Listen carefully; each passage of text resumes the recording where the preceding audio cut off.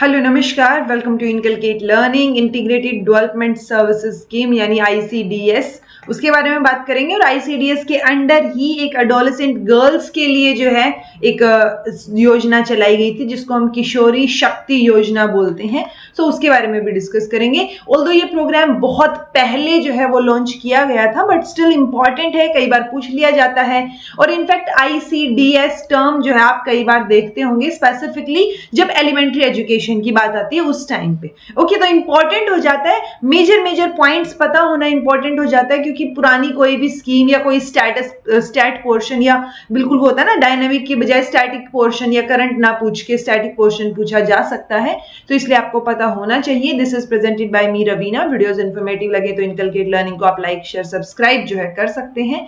तो देखिए, integrated child development service scheme, तो इंटीग्रेटेड थी ना ये किस लिए? चाइल्ड के डेवलपमेंट के लिए। Okay, so integrated child development service scheme जो है वो 2 अक्टूबर 1975 को जो है वो लॉन्च की गई। आप ये डेट याद रखेंगे क्योंकि कई बार क्रोनोलॉजी में आईसीडीएस दिया हुआ मिल जाता है, चाहे वो मैच द फॉलोइंग में हो या कैसे भी हो। ओके, नेट के एग्जाम में भी और बाकी जो एग्जाम्स होते हैं ना, छोटे मोटे बोलने वाले थे बाकी जो DSSB KVS कोई और एग्जाम होता है तो क्रोनोलॉजी कहीं भी पूछी जा सकती है। ओके, सो वो आपको पता होना चाहिए। तो जो नेशनल पॉलिसी उस टाइम पे आई थी हमारी 1968 में, तो उसी को मद्देनजर रखते हुए और उसी को पूरा करने के चक्कर में हमारा ऑब्जेक्टिव जो है वो क्या था कि integrated child development service scheme हमने 2 अक्टूबर गांधी जी की जयंती पे 1975 में ड्यूरिंग द 5th जो है 5 ईयर प्लान, क्योंकि 12 5 ईयर प्लान है ना अब तक टोटल, उसके बाद 5 ईयर प्लान बनने बंद हो गए, तो 5वें 5 ईयर प्लान के दौरान जो है इसको लॉन्च किया गया था। ऑल्दो नहीं पूछा गया है कि किस प्लान के दौरान लॉन्च किया गया था, बट आजकल जो नए थोड़े जो मॉडिफिकेशन आ रहे हैं ना क्वेश्चंस में, चाहे वो नेट का एग्जाम हो या बाकी एग्जाम्स हो, तो उसमें ये पूछा जा सकता है कि कौन से 5 ईयर प्लान के दौरान इसको लॉन्च किया गया था। तो आपको एटलीस्ट इतना पता होना चाहिए कि जो 12 5 ईयर प्लान है वो किस किस दौरान लॉन्च हुए थे। Okay, success of the scheme led to its expansion, तो ऑब्वियसली ये सक्सेसफुल रही। फिर हमने इसको जो है एक्सपेंड कर दिया। पहले हमने 33 एक्सपेरिमेंटल ब्लॉक्स में इसको ट्राई करके देखा था पायलट प्रोजेक्ट की तरह। उसके बाद फिर हमने प्रोजेक्ट को जो है वो 1994 के एंड तक बहुत ज्यादा इसको एक्सपेंड कर दिया। अब जो है बाद में क्या गोल बचा इसका कि हम जो है यूनिवर्सलाइजेशन आईसीडीएस का करेंगे थ्रू आउट द कंट्री, जो कि काम अच्छे से चल रहा है और आज भी ये स्कीम ऑपरेशनलाइज है, मतलब काम में चल रही है। ओके, प्राइमरी रिस्पॉन्सिबिलिटी इंप्लीमेंटेशन की किसकी थी? Department of women and child development की थी। मिनिस्ट्री ऑफ एचआरडी यानी मिनिस्ट्री ऑफ मतलब जो हम एमएचआरडी बोलते हैं ना, ह्यूमन रिसोर्स डेवलपमेंट वाली मिनिस्ट्री, जो कि अब नाम बदल के हमने मिनिस्ट्री ऑफ एजुकेशन इसका रख रखा है। सो वो नोडल एजेंसीज रहेंगी। और भी नोडल डिपार्टमेंट हो सकते हैं जैसे सोशल वेलफेयर का department, rural development, tribal welfare, health and family welfare या फिर वुमेन एंड चाइल्ड डेवलपमेंट। तो जो ये डिपार्टमेंट्स रिलेटेड हैं हेल्थ से, फैमिली से, वुमेन से, चिल्ड्रन से, सो उन सारे की सारों को हम रिस्पॉन्सिबल मान रहे हैं कि वो इंप्लीमेंट करने में हमारी हेल्प करेंगे। बेनिफिशियरीज कौन होंगे यानी किसको फायदा होगा इस स्कीम का?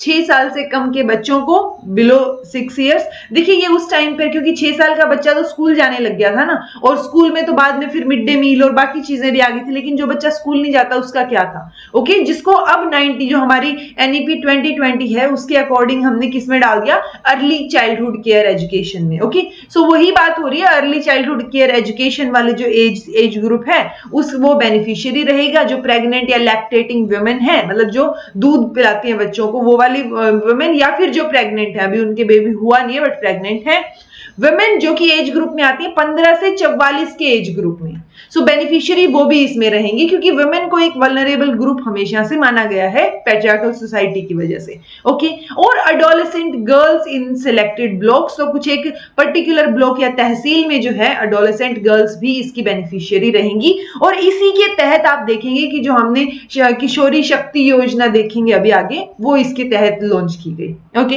तो 9th 5 ईयर प्लान का एम था कि हमें इसको जी यूनिवर्सलाइज करना है। 5th 5 ईयर प्लान के दौरान इसको लॉन्च किया गया था और 9th के दौरान हमें इसको यूनिवर्सलाइज करना था। ऑब्जेक्टिव क्या था? ऑब्वियसली न्यूट्रिशन और हेल्थ स्टेटस हमें इंप्रूव करना है 0 से 6 साल के बच्चों का। ठीक है, एक प्रॉपर फाउंडेशन ले करनी है psychological, physical social development of child के लिए। तो बच्चों का ओवरऑल डेवलपमेंट हो, ये हमें ध्यान रखना है इस स्कीम के अंडर। इफेक्टिव कोऑर्डिनेशन और इंप्लीमेंटेशन ऑफ पॉलिसी की हमें जरूरत है, और उसके लिए हमें वेरियस डिपार्टमेंट्स की हेल्प भी लेनी पड़ेगी, और अलग अलग डिपार्टमेंट में भी हमें कोऑर्डिनेट करके इन चीजों को इंप्लीमेंट करने की जरूरत है। ओके, ये ऑब्जेक्टिव रहेगा।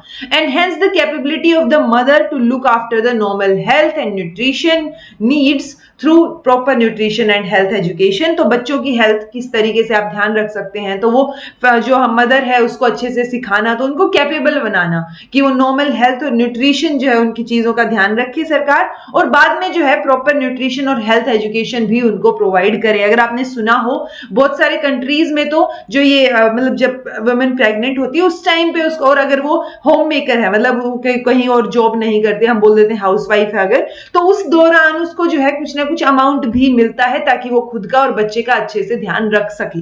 Okay, package of services provided by ICDS, क्या क्या सर्विसेज प्रोवाइड की जाएंगी आईसीडीएस के दौरान। सप्लीमेंट्री न्यूट्रिशन दिया जाएगा, जैसे विटामिन ए, आयरन या फोलिक एसिड की जो टैबलेट्स हैं। इम्यूनाइजेशन का ध्यान रखा जाएगा, वैक्सीनेशन वगैरह का। हेल्थ चेकअप्स जो है वो यहाँ पे होंगे, फ्री होंगे। रेफरल सर्विसेज होंगी कि मान लो आप जहां जिस सेंटर पे आप गए पीएचसी में, वहां पे प्रॉपर जो है ट्रीटमेंट आपको नहीं मिल सकता, कोई प्रॉब्लम आपके अंदर निकल के आ गई है, तो वो आपको अच्छी जगह पे रेफर करेंगे, वहां पे भी आपके पैसे नहीं लगेंगे। ट्रीटमेंट ऑफ माइनर इलनेस वो यहाँ पे हो जाएगा। न्यूट्रिशन एंड हेल्थ एजुकेशन किसकी, वुमेन की।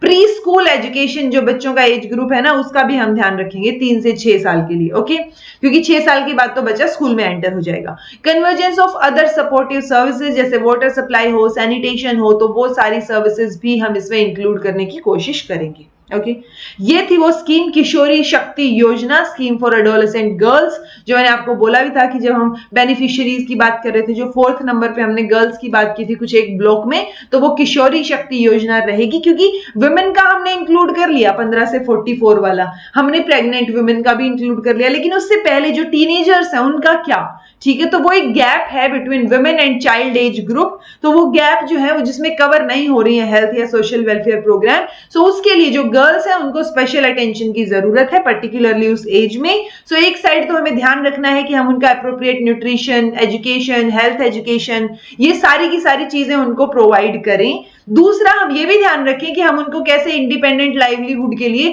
स्किलफुल बना पाए, क्योंकि अगर स्किल होगी तभी वो काम कर पाएगी और तभी जो है उसको अर्निंग होगी और वो अपना गुजारा जो है वो अच्छे से चला पाएगी। ठीक है, सो वो इंडिपेंडेंट लाइवलीहुड के लिए हमें उनको स्किल्स भी प्रोवाइड करनी है।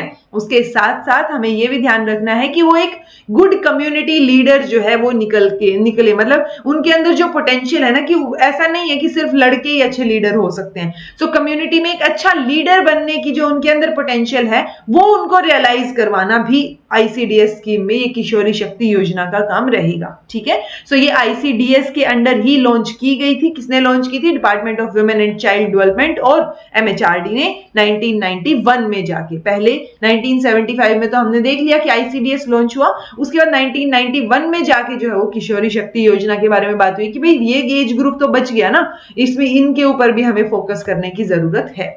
तो जो कॉमन सर्विसेज 11 से 18 साल की जो लड़कियां हैं, एडोलेसेंट गर्ल्स, उनको जो प्रोवाइड की जा रही हैं, ठीक है, जैसे वॉच ओवर मेनार्क, मतलब जब उनके पीरियड शुरू होते हैं उस टाइम पे ध्यान दिया जाए उनको, उसके बारे में इंफॉर्मेशन दी जाए, इम्यूनाइजेशन का ध्यान रखा जाए, जनरल हेल्थ चेकअप हर एक 6 महीने में होने चाहिए उनके। ठीक है, जो माइनर अलाइनमेंट जो एलिमेंट्स हैं उनके बारे में उनको क्या हमें ट्रेनिंग देनी है, डीवॉर्मिंग का कॉन्सेप्ट जो है उनको बताना है, सारी चीजें समझानी है, विटामिन डेफिशिएंसी, एनीमिया, ये सारी चीजें जो भी होंगी उनके अगेंस्ट उनको हमें ट्रेनिंग देनी है, इंफॉर्मेशन देनी है। ठीक है, पीएचसी में उनका रेफरल हो सकता है कि अगर उनको कोई दिक्कत आ गई है तो पीएचसी में रेफर किया जाए, या district hospital in case of acute need, तो डिस्ट्रिक्ट अगर जरूरत पड़ रही है तो डिस्ट्रिक्ट हॉस्पिटल में आप उसको क्या कीजिए, रेफर कीजिए, और वहां पे फिर उसका इलाज या जो भी चीजें होंगी वो फ्री होंगी। ठीक है, सो ये किशोरी शक्ति योजना के अंडर चीजें थी। सो ऑल दो अगर अभी तक चूंकि ये स्कीम चल रही है आईसीडीएस, तो पढ़ने को हम इसके बारे में बहुत कुछ पढ़ सकते हैं, बहुत सारे पेपर भी इसके अंदर पब्लिश हो रखे हैं कि भाई कितने अब तक क्या क्या हुआ, क्या क्या चीजें चल रही हैं। उतना डिटेल में जाने की हमें एजुकेशन लेवल पे जरूरत फिलहाल नहीं है। आप अगर इतना भी कर लेंगे, आपको इतनी इन्फॉर्मेशन भी हुई तो that will be enough. This was all about today. Thank you so much for watching. समझ आ गया है तो कमेंट करके बताइएगा, समझ नहीं आया है तो भी कमेंट करके पूछ लीजिएगा, ठीक है। Thank you so much for watching. This was all about today. Be happy, keep smiling, subscribe to Inculcate Learning because it is absolutely free, and be consistent in your efforts.